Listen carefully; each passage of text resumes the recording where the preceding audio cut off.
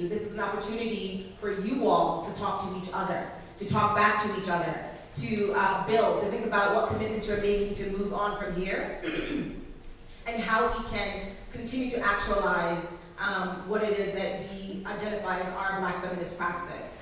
So I'm Yolanda Tomlinson. I am an academic refugee, turned community organizer and educator. I've co-founded here in Atlanta the Organization for Human Rights and Democracy, where we marry a human rights framework with an intersectional framework.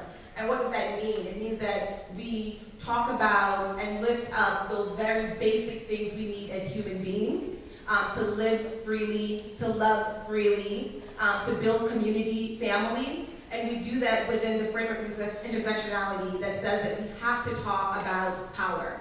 We have to talk about subjectivity and agency, and to do it in a way that recognizes, centers, lifts up, and puts at the core of it the people who are directly and multiply impacted by these systems of oppression.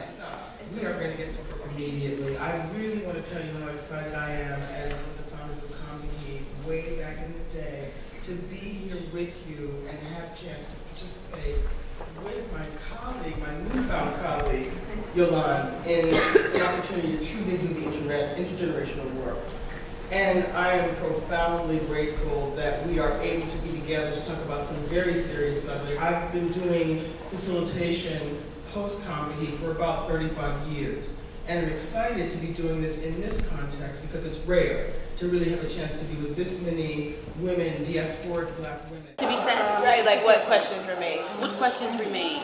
Not only about this morning, but really just the entire weekend and just in the movement, right? Like I feel like right now especially there is this need for us, and I keep saying we need to have a mandate. We need for everybody to say, this is the direction we need to go as Black women in this movement, especially given that yesterday was what, that 100th day? What now?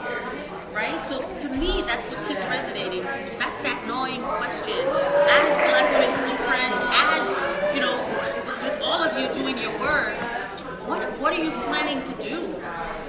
What is it that you are planning to do? What guidance would you like to offer us that you can offer us as far as, you know what, I've been watching Black Women's Blueprint for years, or I've been watching Black Women's Blueprint for the past few days, and this is really what I think y'all need to do. This is how we can, you know, join together. This is what's been missing. I know in my work, this is what's been missing. How do we either pool our resources, or how do we support each other's work? And fight this fight, because we are facing a fight, and most of us are sort of, I don't know if a lot of us are asleep about that. And I've been tremendously awake, and it keeps me up at night thinking about the what next. What is it that we need to do? So that's what's been resonating, that's what's been gnawing at me this entire weekend for in the past 100 days, actually since November.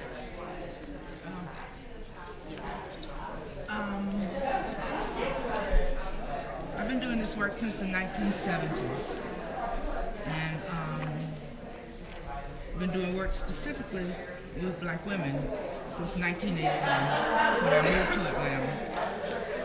And looking back over some almost 40 some years, my whole thinking is that we need to become politically active.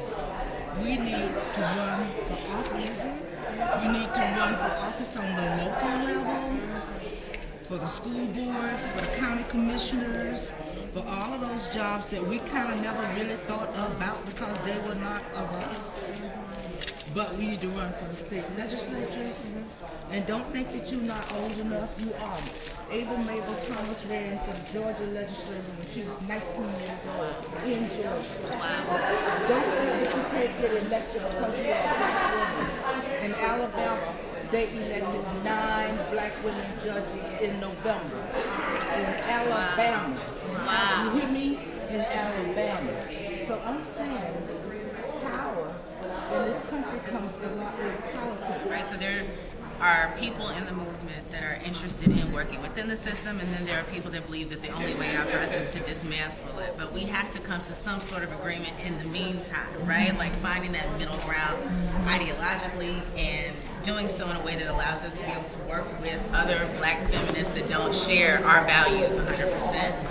And it's just so easy for us to be siloed, right?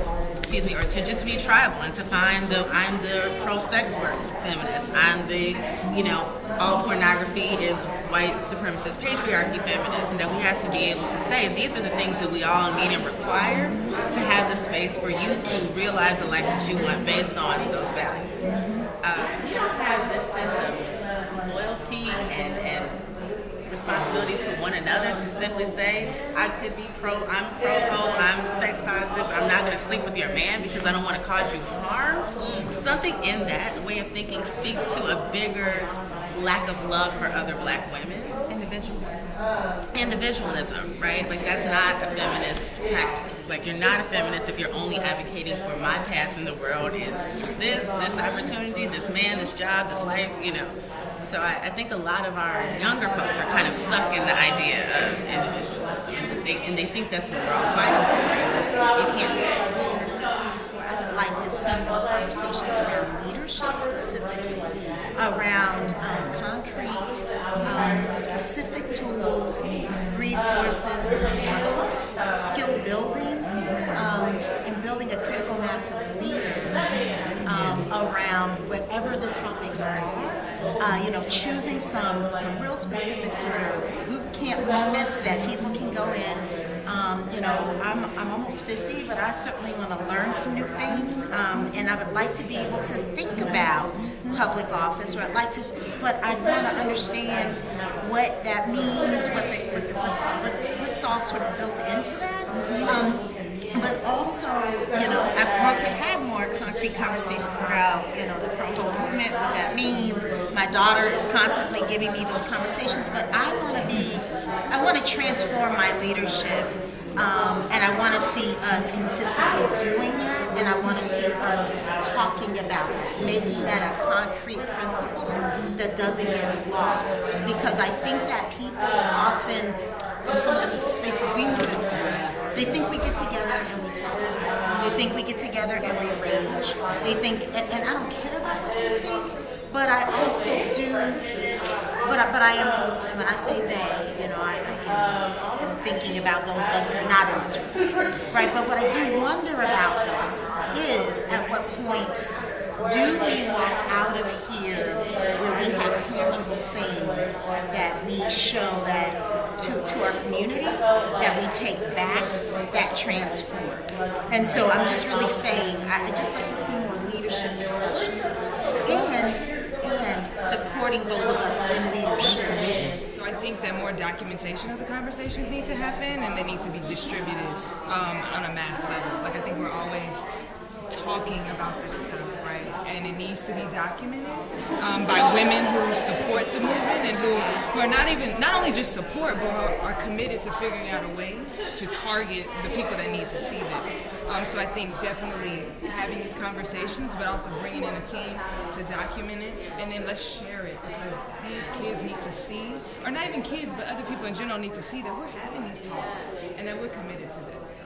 I think that's important. So I think that accessibility is something that's often not discussed even between us. Like, we think that women don't want to show up in these spaces, but oftentimes it's hard, to even find out about these and access them. Like, we came all the way from Colorado, and like for 12 of us, this was like over $6,000 to get here. And so like that stuff is hard, but like there are Black women that want to be here, and like accessibility is just not talked about. A lot of us are constantly in pain, and we're talking about power, and at the same time, though, I'm not interested in the power of politics. I'm trying to heal, so I'm trying to look at and redefine and define my own kind of politics that are centered around where we're at right now, because so many of us are truly trying to find ourselves, reinvent ourselves, because we are tired of being seen and perceived only through your white imagination, and not only just people that don't look like this, but from our very own, and from the woman even looking in the mirror, so just kind of wanting to center and talk about love and healing and, redefining or moving forward toward passionate politics. More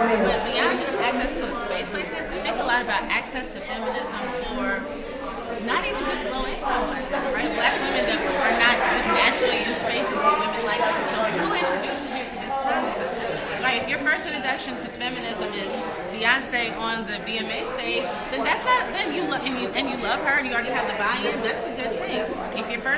If your first introduction to feminism, however, is some dude on Twitter you have a crush on talking about how much he hates feminism, and then we're taking down the black family, or that, you know, black men try to do something nice like put black bitches in the video and y'all complain about that too, you know, it's not surprising, particularly that a younger woman would have a distaste for that, or a young man, because we need them to have, at the very least, a functional understanding of what feminism means, right? So I just think about ways that we take messages, like we're not here to preach to the choir, we're here to learn from one another, to learn at the feet of our elders to hear from younger women and, you know, what our needs and concerns and thoughts are. But how do we bring this to mass audiences without commercializing it to the point where it's, you know, an Old Navy commercial with the women's march or a Pepsi commercial? What questions remain? What now? What next? What is that you're planning to do? We need to become politically active. We need to run for the state legislature. Yes. Sister Billy reminded us that, you know, people have run as young as 19. In Alabama, they elected 9 judges. And that we can't think that we're not qualified because we look who's already in office. Power comes with politics. We as black women need to do the work. It's us. Black women need to take up the spaces, working in or dismantling the system. How do we get to center space? Pro-ho, oh yeah, okay.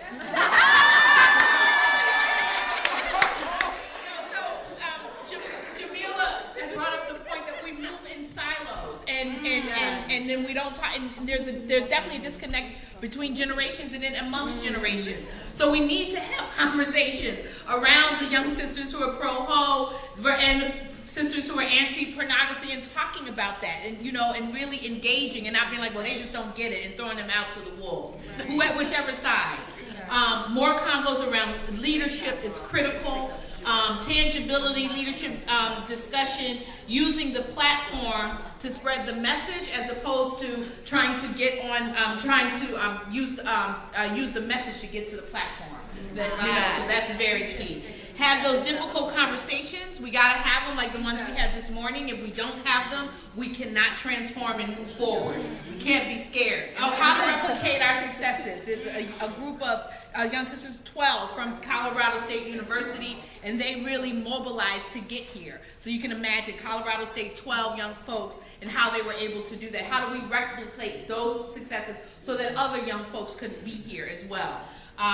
Classism must be addressed. We have to, that's another silent thing that we don't talk about. There are many of us who speak and need to get paid for a living, but yet we got, you know, we have to, how do we have these conversations and dialogues and conferences and yet, you know, figure out how do we sustain ourselves, but yet not having these fees that are making it, you know, almost impossible for people to attend and engage in the conversation. But we also talked about documenting videos, like, as a filmmaker, yes to the black women documentarians, and so that we have to have that. That's really critical in terms of, we need the record, and we need to be able, so people who are not here can see what happened.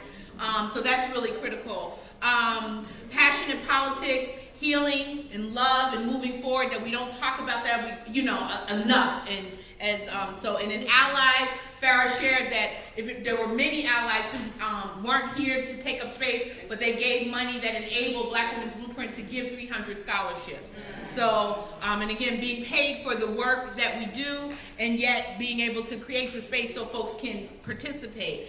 And how do we move forward with the men that we love? That some folks have shared, that this has been a, transformational experience in terms of their awakening.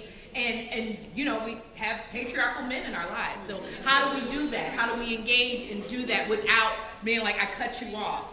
Right. Economic justice and men's functional understanding. So, that we also have to engage men, cis men, trans men. We have to engage that. We're not going to get there just talking to ourselves with each other.